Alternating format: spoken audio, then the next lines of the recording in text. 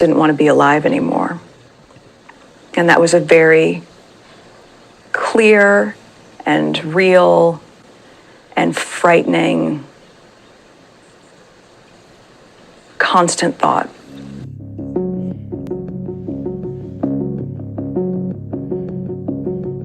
But we had to go to this event, and I remember him saying, "I don't think you can go." And I said, "I can't be left alone." Because you were afraid of what you might do to yourself?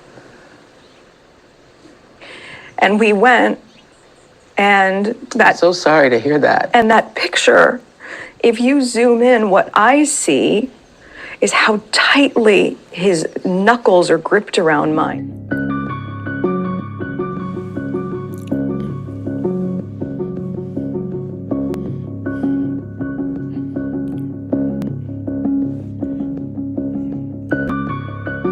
Concerns and conversations about how dark his skin might be when he's born. What?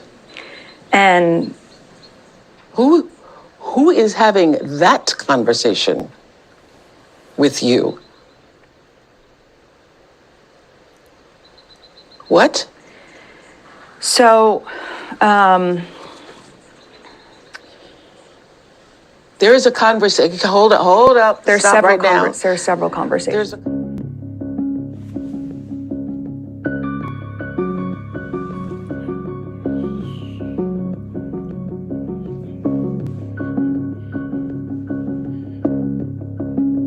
But the idea of our son not being safe, and also the idea of the first member of color in this family not being titled in the same way that other grandchildren would be.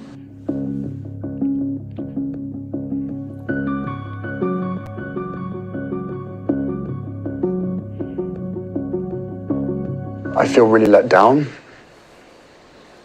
because he's been through something similar.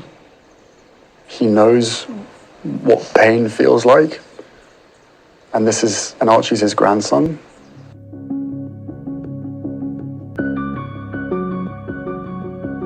Tell her. No, go for it. No. It's a girl. Oh, Dad. You're going to have a daughter. Wow. It's a girl. When you realized that and saw it on the ultrasound, what was your first thought? Amazing. Just grateful. Like, to have any child, any one or any two would have been amazing. But to have a boy and then a girl, I mean, what more can you ask for?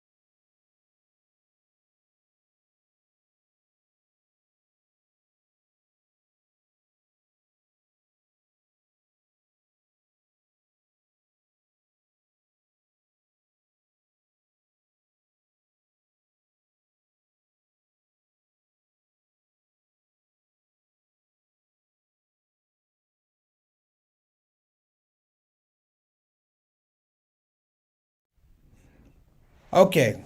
Do we have sound now? Inshallah, we do. Apologies. This thing switches. So it went from bad noise to silence. That's what somebody said. Sign language. Yep, I got some sign language. Check, check. All right, we should be up for sound right now. Okay, thank you, everybody. Sorry about that. Not necessarily, I'm not really knowing why that switches off like that. But for some reason it does, and I just have to adjust accordingly. How about that? I have to adjust accordingly. So listen, I started out by telling everybody welcome to the show and giving a little bit of a pretense for the conversation I wanted to have today. First of all, happy Monday. I hope wherever you are, you're having a good Monday and things are working out for you. That's number one. Number two, if it's not working out for you, thank goodness you got 4 more days during the week to work it out. And number three, I showed this clip. I went back and forth. I've actually watched parts of this interview. And let me start out by saying this. I am not the Royals watcher. I don't watch the Royals. Okay? I don't watch the Royals. I've been to the UK. I've never been to Buckingham Palace. I understand the significance of it, the historical imperative of it. I get that. But when I looked at this interview, if you allow me to say this, when I looked at the interview, brothers and sisters, I saw my sister. I saw a young woman who was hurt. Let me just say something. I saw a young woman that was hurt. I saw people not necessarily coming to her rescue, except her husband and, of course, some close friends. And that precipitated them leaving the UK and leaving the whole royal shebang. Okay. So what you have now is people are going to tell the truth. They always say that the truth comes to the light. The truth is coming to the light. And what I saw, brothers and sisters, was not just this woman who's saying that I was going through a mental health crisis. Okay? Yes, and Altaf, thank you, brother. This is International Women's Day. She's an international woman, so that's probably another reason why I did it. But I don't understand why people don't totally understand what's going on. It goes to say, it doesn't matter whether you're rich, you're royal, you're impoverished. It just seems to be this constant through line that women are mistreated. That women somehow lack something. They lack gravitas, whereby when they cry out for help in a meaningful way, in a sincere way, there are a lot of questions. Let me say that again. There are a lot of questions. And even more, brothers and sisters, her being an African-American woman over in the UK, brings something to light that I think we shouldn't overlook. And that is, I often talk about America and the UK has never really come to grips with how they treated people of color, but how they treated African Americans, Native Americans. They've never resolved that. But I'm going to tell you, they've never, ever, ever figured out or resolved how they treat women. How they treat women, particularly women of color. They've never resolved that. And the thing here is, like I said, I don't know Meghan Markle, but I'm going to say something. She created, I'm not going to say created, she brought to them a very, very unique problem. One, she made them uncomfortable with who they are by making them look at who they were. They couldn't change that woman. She was an African-American woman. She couldn't change. She tried to fit and mold something. At the beginning of the interview, she said, I didn't want to be here anymore. I didn't want to be here anymore. This is a mother. This is my sister. This is your niece. This is your daughter, granddaughter, auntie. She says, I don't want to be here. She didn't want to be here. She said she was dealing with suicidal thoughts. Let me bump this off for you. She said she didn't want to be here anymore. That's a very, very common theme. But I'll go even deeper other than I don't want to be here anymore. It says, I don't know where to exist in this environment. I don't know where to exist in this environment. And it's a toxic environment. It's not a good environment. She's still trying to exist in a toxic environment, which is almost impossible. It won't happen. It never has a narrative with good results.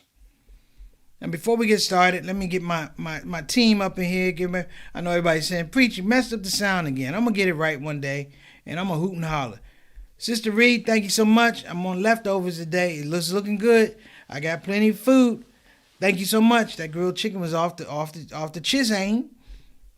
We have Sister Sultana. Our consulting producers are always in the game, making sure the Preacher Moss is on top of things outside of the sound. Again, I accept responsibility for that.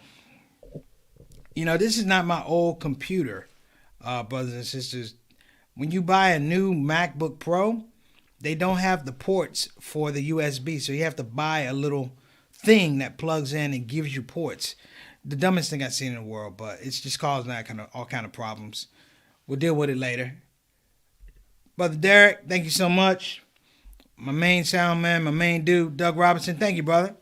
At least I got the audio clip right, so I'm gonna find some credit. I'm gonna give myself some credit. I did something right. Who knew that the sound was gonna go boo boo? All right. Let me make sure I get everybody on here. Altaf, appreciate you, brother, all the way from the Great White North, Toronto. He comes here. He does not worry about immigration, passport, anything like that. The Ready of Exchange is your fellowship and your friendship, brother. Thank you so much for coming. My mom said, new equipment acts up. Yep, Mom, and old black men make mistakes. I own it, I own it, I own it. And here's a big one, too, for all you sisters. International Women's Day, we salute you. Thank you. If nobody's told you you appreciate it, let me say you are appreciated. And we thank you for putting up with us and growing us and evolving us and making our lives better. Shout out. Sister Ika all the way from Indonesia. How you doing, Sister Ika? She comes in. When she come in, I know it's early in the morning, but she comes in and participates. Thank you guys so much. So as I begin to look at this thing, you know, like I said, when a woman says she don't want to be here anymore, particularly coming off of having a baby, there's a whole thing about postmortem depression, things like that. It's a very sensitive thing, and you would think that as I bring it up, and my level of or lack of sophistication in some regards, that these people that have all this culture, that have all this royalty, who, in my regard, in my own opinion, have perfected the idea that they don't have to engage with the common man. They don't have to engage with the common woman, the common problems. They have a word called the commoners. They don't have to engage with commoners. And this woman, who married into their family, reminds them of the commoners. Because I've told everybody, and everybody knows this, rich people do not hang out with poor people. Poor people get exploited by rich people. Poor people hang out with poor people. And if you're lucky, somebody will introduce something into that environment that says, here's how you get yourself out of this situation. It happens for every family. If you don't believe me, that's how the South was won for the African American. Everybody aspired to get better. When you really start to think about this thing, Meghan Markle has suffered something that a lot of black women have suffered, and a lot of black men have suffered. A lot of Latino men and women have suffered. It's called the first syndrome. Let me say it again. She suffered the first syndrome. She was the first black anything around them with meaning, purpose, and position. They had to give her a title. And even though they knew they had to do it, brothers and sisters, if you ever watched the film Hidden Figures, brilliant film. If you haven't watched it, watch it. If you watched it already, watch it again. They wanted this woman who was a genius to figure out these complicated formulas and computations, but they wouldn't give her the book that she needed to look at. They told her she couldn't take the book out of the library. And under those constrictions, she still managed to come up with the winning formula that basically moved American aerospace forward to today. Today, they're still living off of her advancements, her computations. And I'm here to say this. I salute Meghan Markle Because whether she knows it or not, she penetrated a historical imperative that they thought they would never have to do. You see, having two sons from Prince Charles, two white sons, mean that they ain't have to worry about a black man coming around a white daughter. They have to worry about it. Just call it what it is. They did not appreciate or understand or try to understand that this woman, I don't know her, but something about her gravitas, made her special to this person. And I want to salute Prince Harry. Don't know you, but I'm going to give him kudos because he stood beside his wife. And when people throwing darts, he stood in front of his wife. Because it was easy for him to run away. It was easy for him to claim, you know what? Those are really my people. I don't have those problems with those people. I can go over there. And let me even break this down just a little bit more. When the woman she said on this interview with Oprah, I didn't want to be here. She said she had suicidal thoughts. Let me give a shout out to my sister, Miss Eleanor. What's going on, Miss Eleanor? I'm doing good. What you been doing? Running the street? All right, be careful now. Good to see you, Miss Eleanor. But let me throw this out to you. Check this out. These are facts. I like to throw out facts every once in a while, but these are facts. This woman needed mental health attention. She was having suicidal thoughts. Let me put you, she's saying she needs mental health psychologist, psychiatrist, let's just say psychologist. Think about this. In terms of the scope of so many other people who came before her, let's say. Modern psychology, brothers and sisters. Modern psychology started in Germany. It didn't start till 1879. Here in the United States, it didn't start till 1883. Just take 1883. Look at the horrors, the injustice, the institutional, infrastructural, I'm just talking about oppression of people before they came up with the idea of, you heard me, psychology. Think about this. My forefathers didn't have psychologists. Can you imagine a man who wakes up at the crack of dawn, goes out, picks cotton for 18 hours, watches women get violated, his kids get sold off, and then he comes back to this ramshackle of a house, eats lousy food, and then the psychologist goes, "Hey, Buck, how was your day?"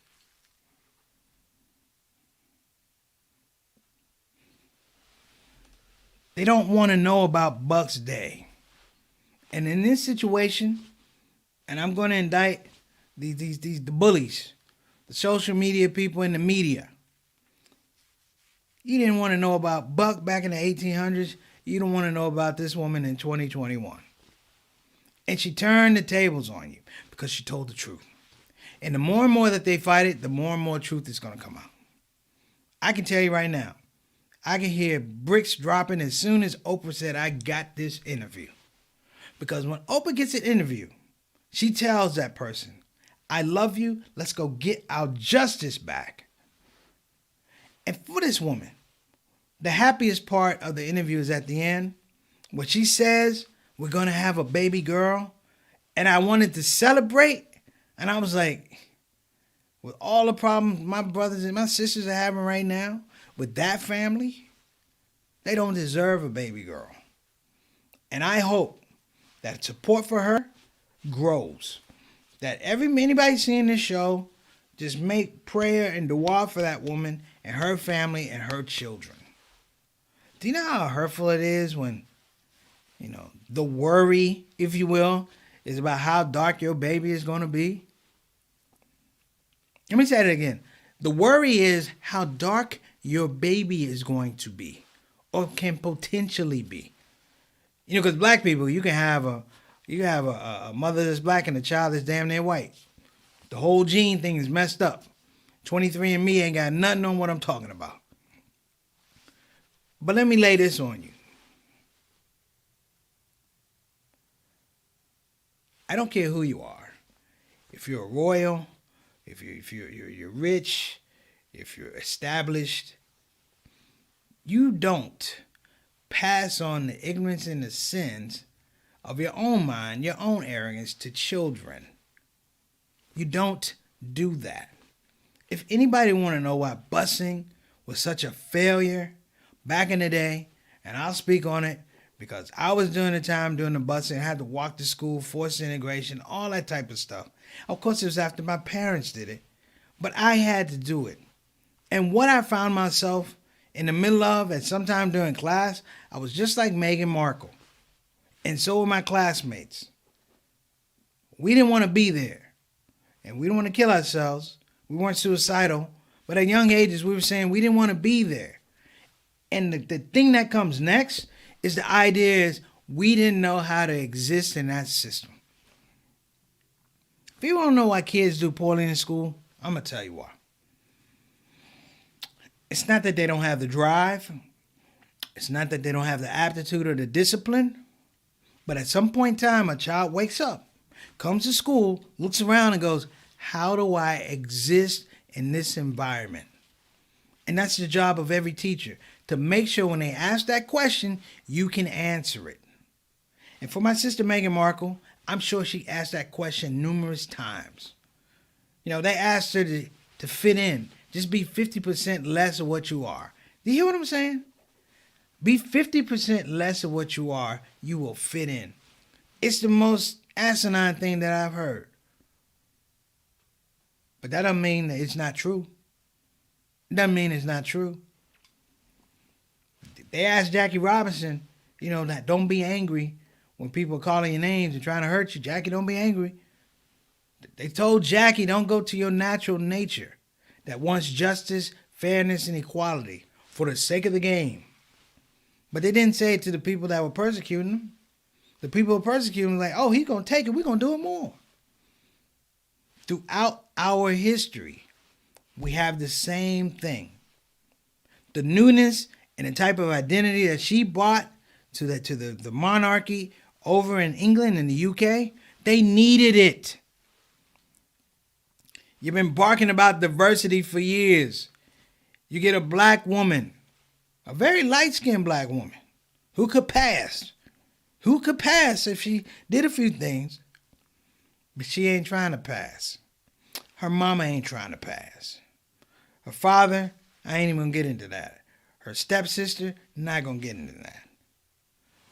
But she takes the essence, brothers and sisters, that I am a proud black woman. And when she says I'm a proud black woman, this is what I mean now. It means that she willingly engages the history where she comes from. It means that she willingly acknowledges that there is a system of hurt, challenges, along with victories and triumphs. And it should be valued. Here we have a situation, scenario, brothers and sisters, where I begin to look a little bit deeper, right? Who are we to salute for this type of behavior if she's not even in a space to have the capacity to understand what we're talking about? Because I'm going to tell you something. There are a lot of Meghan Markles out there. A lot of women. A lot of black women. A lot of Latino women, Native American, white women. There are a lot of women out there that are going through the exact same thing. Like I said, I don't know the queen. I don't know the king. However, I know right and wrong. And this woman was done wrong. And it can be clarified. But here's the thing. They hide behind, we're the establishment. We have the power. And in hiding behind it, they make the situation worse. The arrogance is the thing that drove this woman to believe that she didn't want to be here anymore. The pompousness is what made her say, where do I exist? And we've all been through it. It's a universal feeling It's not just black, white. I mean, we've all been through it. We've all found ourselves in situations where we didn't want to be there and we didn't know how we were supposed to exist in a space that was toxic. The only way you can exist in it is to leave it. And then to leave it has certain ramifications, positive and negative, because it looks like you're giving up. It looks like you're walking away, when in reality, you are exercising intelligence. You are looking at a scenario and say, let me step back and do a full assessment. Let me not make rash judgments. You know, I didn't realize that the royal couple had been over here for 2 years. Let me say this again. I didn't know they'd have been over here for 2 years. I didn't know they'd been married for 4 years. And I salute this lady. Tell the truth. You are in your own space. Accept and grow and express your own agency. And if it hurts people, the only reason it hurts people is because it's true. And the only reason it hurts people is because they probably lied and said it's not that. I'm going to tell y'all something. You know, there's a quote about lying. And there's a quote about truth. And it's the same thing. They say, the truth is something you never have to remember. The truth is something you never have to remember. When you watch that interview, she did not have to remember. She didn't have to remember. Her husband didn't have to remember. It was happening for them just like they saw it. Now, I'm supposed to probably give you some nice words to the folks over in the UK. Because I've been over there. I like the UK. Don't get me wrong. But you need work. You need work. See, this has been going on for a while. See, if you really want me to, if Prince Harry had married an Aboriginal woman, it'd be the same thing. If he had married an Indian Pakistani woman, it'd have been the same thing. If he'd have married a woman that was a single mom, had 2 kids, it'd have been the same thing. Because they don't avail themselves to those type of scenarios and people. They revile that. When the Obamas went over there and Michelle Obama touched that lady and everybody said, oh my gosh. I'm like, she an old lady. It's okay. But no. What did they talk about? No. We're talking about protocol and things like that. And I'm going to tell y'all something. Protocols is BS. If protocols are the way that you make sure that you maintain, in this case, serious institutional racism, number one, and you create a facade whereby it's a toxic environment and you make the person stay in the toxic environment because it looks good on you, then the cause is lost. The cause is lost. The cause is faulty. The argument is defunct. You can't have that. This is a mother, a mom, about to have another baby. And it hurts me. It hurts me. You know, it hurts me because this is the time she's supposed to be basking in the glow. The miracle of childhood is not supposed to be clouded by a bunch of old fuddy-duddy stuck-up aristocrats. It's not the time for that. And the grandmom, if you're a grandmom, you're supposed to be calling up and say, hey, baby, what you need? But they can't even do that. The grandfather can't call and say, hey, put him on the phone. Put the baby on the phone. FaceTime me. Let me see what the baby's doing. They can't even do that.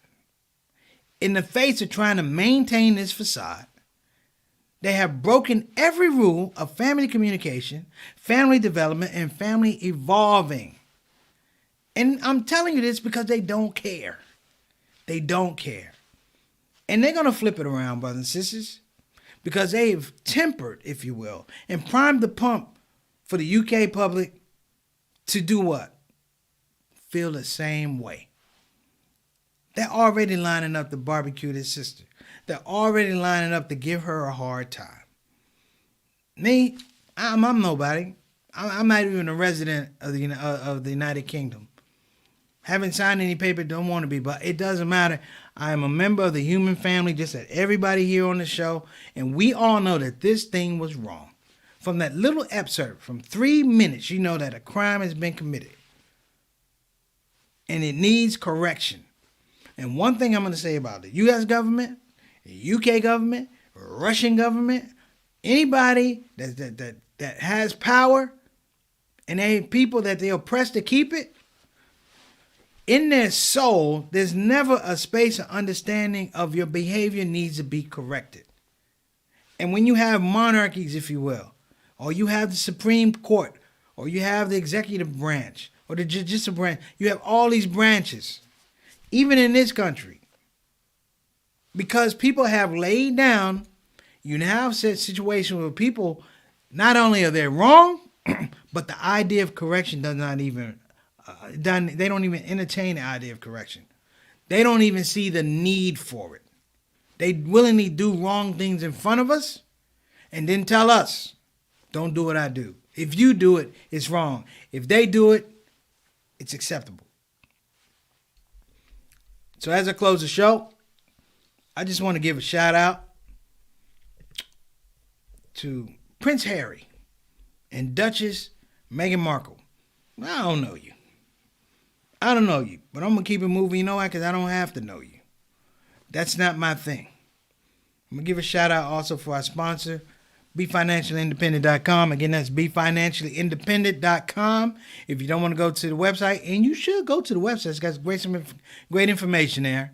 Call 1-800-679-3175. Again, that's 1-800-679-3175. If you call, the voice you're going to get on the other end of that phone, the Harriet Tubman of financial freedom, trying to leave people out of the debt of slavery or the slavery of debt, however you want to do it, she'll be there, Miss Maxine Kate. So, brothers and sisters, as I leave and as I conclude, which I must do, think about what you just saw at the top of the show. Think about what you just saw at the top of the show. And it's easy to say, oh, she's a duchess or da-da-da. But turn down the volume and you can see the pain.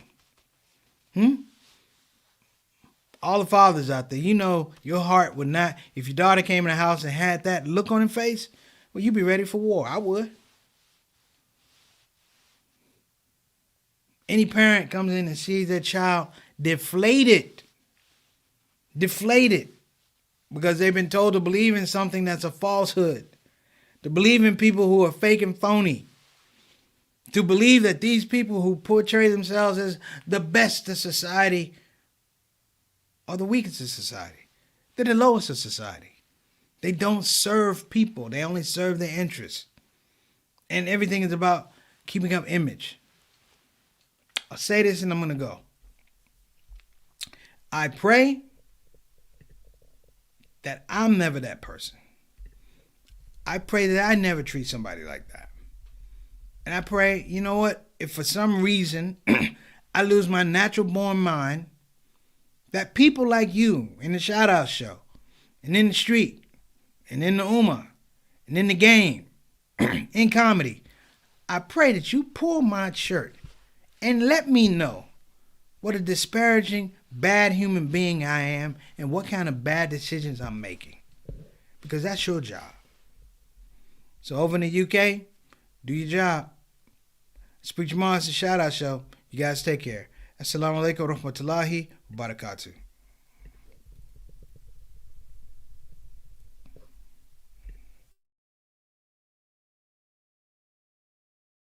Hey everybody, this is your brother Preacher Moss. Listen, I hope that you enjoyed your ShOUT show experience. We'll be back with the next show, the next ShOUT show. A simple ask before you go, please help your brother out. Click that subscribe button, click that notify button, and I'll see you again on this side of the microphone. You probably wonder what that smell is. That's me. I smell good. And the reason I smell good is because I use oils from ShOUT. So I'm not saying you can't smell good. I'm not even saying you stink. I'm saying you have the opportunity to smell exquisite. Check out ShOUT.com for some of the best oils and scents in town.